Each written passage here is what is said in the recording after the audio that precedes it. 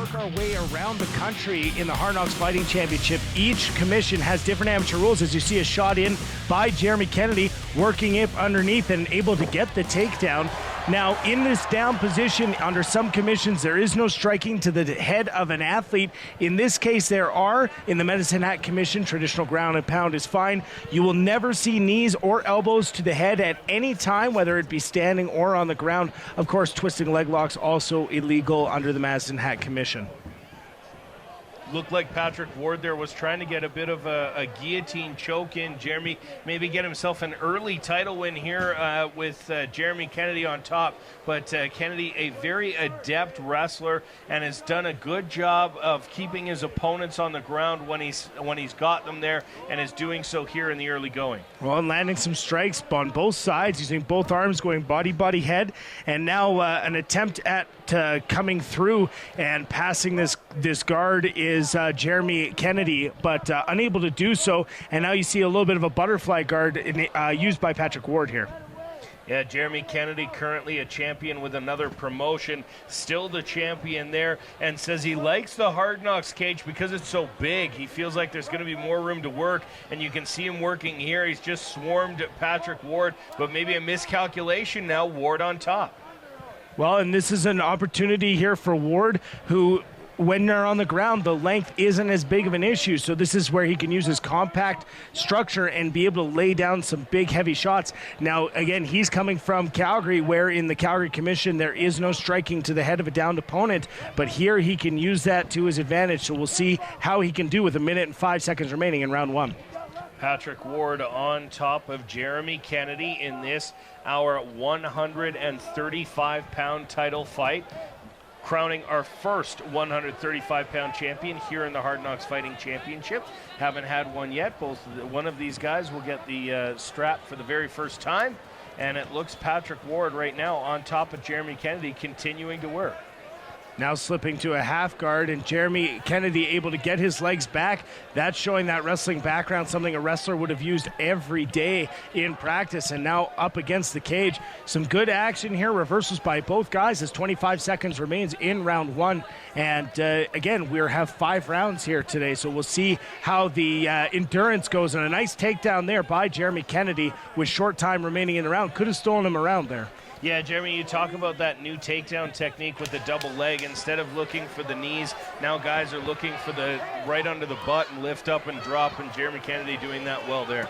And just at the end of the round, Patrick Ward, maybe, again, this is going to be a really tough round to call because both takedowns were Jeremy Kennedy's, but excellent countering by Patrick Ward.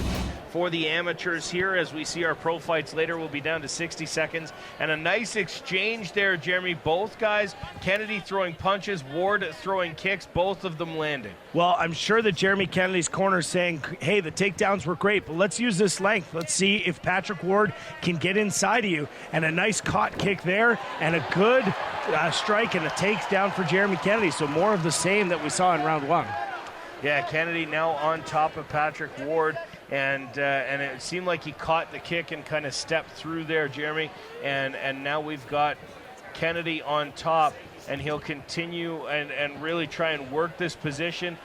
He does have 2 submission wins as well as 4 decisions to go with the TKO for his 7 wins in his amateur career. So a varied mix of skills for Jeremy Kennedy, and we'll see if he can pick one up here. Well, he wasn't as busy in round one as he is so far here, a minute into round two, landing some good strikes to the head of Patrick Ward, so remaining busy on top. But Patrick Ward has shown the ability to get himself out of this situation and is working towards a Kimura, more to use as a sweep than anything else, not trying to get for the submission. But you will see that fighters will shrimp themselves out, attack that Kimura to be able to sweep their opponent over. Patrick Ward now trying to get a little bit of almost a rubber guard there temporarily, but now he's got he put his leg in underneath Jeremy Kennedy, trying to create that space and utilize that butterfly guard to create space. Now, in the short term, though, Jeremy, that may allow, and Jeremy Kennedy trying to take advantage there and throwing a couple punches up high. And when you create space, you might give room for punches, and now more coming from Jeremy Kennedy. And Jeremy Kennedy's being very busy on top, and you see some punches from the bottom from Patrick Ward, but those aren't doing any damage. Jeremy Kennedy now trying to get outside of that guard, but good work with the butterfly by Patrick Ward. The thing with the butterfly guard is you don't want to sit there too long. You want to be very active with it. You want to be pushing your opponent's hips away or lifting them up. And when you get it trapped like that, it does create that space you mentioned, and taking advantage of it this round has been Jeremy Kennedy. He's landed some great shots from the top. Yeah, he's been on top for about 2 minutes now, and he's been landing shots the entire time. This round going exactly as planned for Jeremy Kennedy. Patrick Ward is going to have to do something spectacular here if he's not going to want the 9 on the judges' scorecards. Reminder, of course, 10-point must system, and 9 or less for the guy that does not win the round, although you will occasionally see a draw round, but that's not certainly not going to happen here, as Jeremy Kennedy spends the entire second round on top of Patrick Ward, and as time expires, tries to get one more punch in there. A Superman punch coming from Ward. He's thrown aside, and that's the end of round 2. Jeremy Kennedy comes out in the white trunks with the red trim, the red trunks with the white trim for Patrick Ward. And these two guys contesting our 135-pound amateur title. These are good, solid strikes being thrown by both guys, landing. Patrick Ward landing some decent leg kicks, and Jeremy Kennedy the punches, and there's a good takedown. Well timed by Patrick Ward. He timed it on the cross of Jeremy Kennedy. It's not the jab, it's the cross. When those hips square up, it's a perfect time to attack. And now we'll get to see what Jeremy Kennedy does on the ground, and vice versa, what Patrick Ward does on top. Well, Patrick Ward, like you mentioned earlier, benefiting from ground and pound possibilities for the first time in his amateur career. He's fought all of his fights in Calgary so far, which does not allow for that ground and pound offense. So we'll see if he utilizes that here, although nice defense from Jeremy Kennedy, trying to roll up maybe a submission there. Jeremy isolating the one arm. But Patrick Ward doing a good job to stay out of that. Well, and you see the wall walk here, and Patrick Ward's got to be careful, because if he doesn't take Jeremy Kennedy away from this wall, he's going to stand right back up. And again, you talk about many times we talk about position over power, and this is one of those times where Patrick Ward, as we see Jeremy Kennedy doing an excellent job working his way to the cage, wall walking himself up, and an excellent job by him. But at that point, Patrick Ward's got to know that that's coming and has to go to position first and take Jeremy Kennedy away from that cage so he can get to work on the ground. But now Jeremy Kennedy pushing Patrick Ward up on the cage, and I'm sure he's going to be going for another one of those takedowns. Yeah, you could see he was reaching behind the knee, and there is again that double under Jeremy right underneath, and pulls him up and drives him down. And Jeremy Kennedy back on top like he was for a good portion of round 1 and almost the entirety of round 2, but Patrick Ward doing his best to get back to his feet, however temporarily.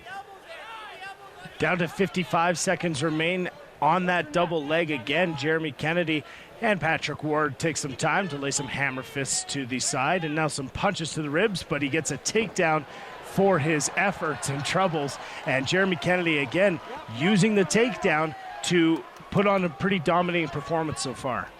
Yeah, Jeremy Kennedy has Patrick Ward up against the cage. Ward not showing much in the way of offense so far in this fight. However, does still have a lot of time to go, unlike a normal amateur fight, as we see another takedown from Jeremy Kennedy. This one more just dragged him to the ground. Jeremy had his arms around his waist, but nevertheless still winds up on top with just 15 seconds to go. But Patrick Ward might still have an opportunity in this fight, as he's still got 2 full rounds to go.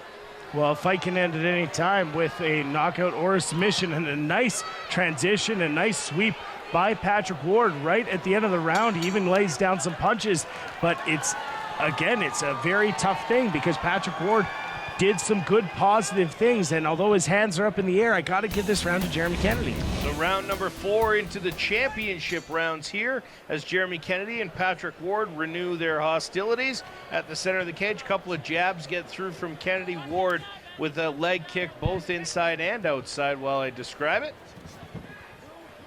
A nice uppercut there from Kennedy, Jeremy. And a takedown as well.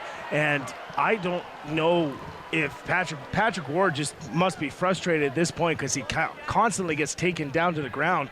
And Jeremy Kennedy, with the length and with his experience, 8 fights in, 7-1 as an amateur, he's not one that's going to let a guy up. And Patrick Ward, by all accounts, has done as much as he can. He's swept a couple times, but he's never been able to be effective once he's got on top. Yeah, it seems like when he has gotten on top, there hasn't been much time left in the round for him to actually try and work any offense. And as a result, hasn't really got anything going yet. Round number 4 going exactly the same way as the first 3 rounds. I think the first round was probably Patrick Ward's best round. And since then, it seems like it's been all Jeremy Kennedy. Well, and as we're working in, the nice shots being landed by Jeremy Kennedy to the face. And again, we're not talking about punches that are doing much damage except to the scorecard. This is, we're not looking at Patrick Ward. He's not cut. He doesn't seem to be concerned about these punches landing to his face. The only concern he should have, again, is that scorecard just going right up against him. Well, they say often jiu-jitsu is a game of waiting for your opponent to make a mistake. And at that point, it kind of seems that's where Patrick Ward is. He trains with one of the best in Anderson Goncalves, but so far, Jeremy Kennedy has done everything he can to neutralize it. Very effective wrestling and dominating on the ground, and some nice transitions as he moves now into side control. And Ward's going to try and scramble back and get a leg in there for the guard, and now used a Kimura to flip him out. And now Patrick Ward can try and go to work, but immediately pulling guard and trying to find a guillotine. Now that not going to work as Kennedy back in side control. Well, and now a very dangerous position here for Jeremy Kennedy to get to work on Patrick Ward. He's going to lay some knees as he does right there. A nice one right to the ribs here with only 35 seconds remaining, and another one. And don't tell people that knees to the side can't end fights, because ask Matt Serra. I think his ribs are still broken, and it's 3.5, 4 years later. So, yeah, Jeremy Kennedy still on top with just 20 seconds left in round number 4 as Patrick Ward tries to throw some knees from the bottom. Again, while I don't imagine they feel all that good, they're not going to have the power on them that he'd like. And Jeremy Kennedy trying to avoid getting swept at the end of the round for the 4th time, and does so and has it now. And that is the end of round number 4. We'll go to a 5th and deciding round here in this title fight between Patrick Ward and Jeremy Kennedy in our 135-pound weight class. And a couple steps out of the corner and flies across with the flying knee. Must have overheard me. And Kennedy rocks him with a right hand and chases him down and has him up against the cage. Well, he caught the kick coming through and then landed a really big shot. And a look of maybe disappointment there by Patrick Ward as he wasn't able to land the knee. Now, again, you can't knee anyone to the head under the Medicine Hat Commission. So as long as that remained in the chest, I don't think that would have been enough to knock him out. But you see some punches being landed. Only 2.5 minutes left in these fight. These guys have been going for over 11 minutes now, and very, very tiring MMA for those of you who don't participate in it at home. Yeah, at this point, Jeremy Kennedy, we talked about this with him in the pre-fight interview, and he said that him going to those championship rounds before and Patrick Ward not having the chance means that he will have a decided advantage as the fight goes late, because he's been through a 15-minute fight before. He knows how it feels, and Patrick Ward's never done more than 9, and as a result, and we're seeing that here. Not that Kennedy wasn't as impressive in the 2nd or 3rd rounds, but he's been just as impressive all the way through. He hasn't tired. His cardio is obviously there. Well, and cardio is such an important part of fighting. You need to be able to be active, and we see another big takedown by Jeremy Kennedy.